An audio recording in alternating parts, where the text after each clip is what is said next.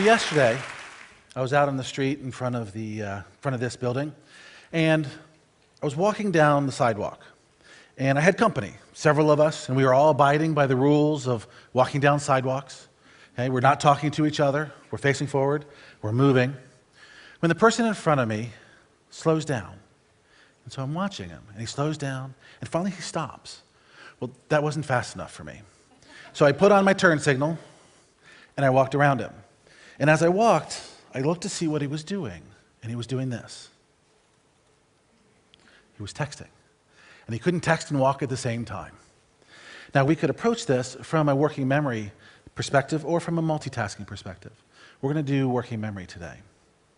Now, working memory is that part of our consciousness that we are aware of at any given time of day.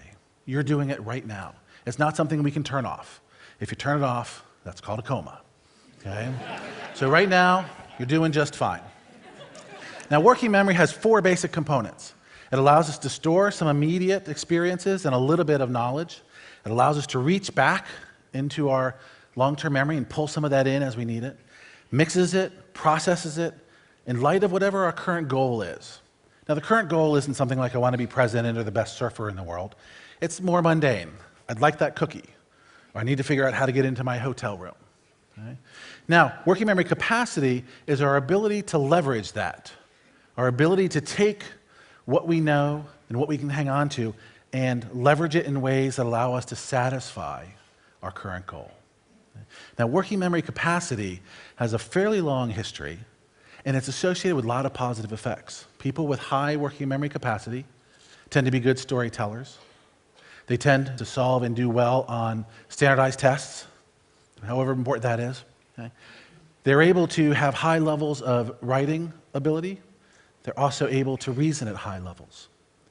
So what we're going to do here is play a little bit with some of that. So I'm going to ask you to perform a couple tasks, and we're going to take your working memory out for a ride. You up for that? Yeah.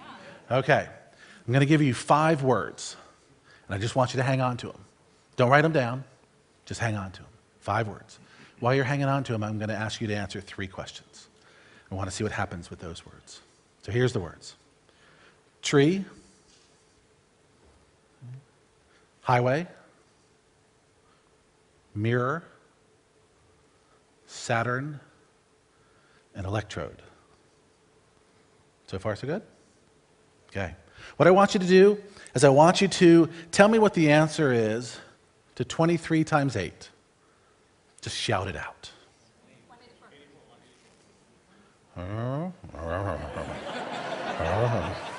In fact, it's exactly. All right. I want you to take out your left hand, and I want you to go 1, 2, 3, 4, 5, 6, 7, 8, 9, 10. It's a neurological test, just in case you're wondering. All right. Now what I want you to do is to recite the last 5 letters of the English alphabet backwards. You should have started with Z. All right. How many people here are still pretty sure you've got all 5 words? Okay. Typically, we end up with about less than half, right? Which is normal. There'll be a range. Some people can hang on to 5, some can hang on to 10, some will be down in 2 or 3. What we know is this is really important to the way we function. Okay? And it's going to be really important here at TED because you're going to be exposed to so many different ideas. Now, the problem that we have is that life comes at us, and it comes at us very quickly. And what we need to do is to take that amorphous flow of experience and somehow extract meaning from it with a working memory that's about the size of a pea. Now, don't get me wrong, working memory is awesome. Okay? Working memory allows us to investigate our current experience as we move forward. It allows us to make sense of the world around us. Okay? But it does have certain limits. Now, working memory is great for allowing us to communicate. We can have a conversation, and I can build a narrative around that. So I know where we've been and where we're going and how to contribute to this conversation. Allows us to problem solve, critical think. We can be in the middle of a meeting, listen to somebody's presentation, evaluate it, decide whether or not we like it, ask follow-up questions. All of that occurs within working memory. It also allows us to go to the store and allows us to get milk and eggs and cheese when what we're really looking for is Red Bull and bacon. Okay? Got to make sure we're getting what we're looking for. Now, a central issue with working memory is that it's limited. It's limited in capacity, limited in duration, limited in focus. We tend to remember about 4 things. Okay, it used to be 7, but with functional MRIs, apparently it's 4. We were overachieving, all right? Now, we can remember those 4 things for about 10 to 20 seconds unless we do something with it, unless we process it, unless we apply it to something, unless we talk to somebody about it. When we think about working memory, we have to realize that this limited capacity has lots of different impacts on us. Have you ever walked from one room to another and then forgotten why you're there? Okay. You do know the solution to that, right? You go back to that original room. Okay? All right? Have you ever forgotten your keys? Have you ever forgotten your car? You ever forgotten your kids? Okay? Ever been involved in a conversation and you realize that the conversation to your left is actually more interesting? All right? So you're nodding and you're smiling, but you're really paying attention to this one over here until you hear that last word go up and you realize you've been asked a question. And you're really hoping the answer is no, because that's what you're about to say, okay? All of that talks about working memory, what we can do and what we can't do. We need to realize that working memory has a limited capacity, and that working memory capacity itself is how we negotiate that.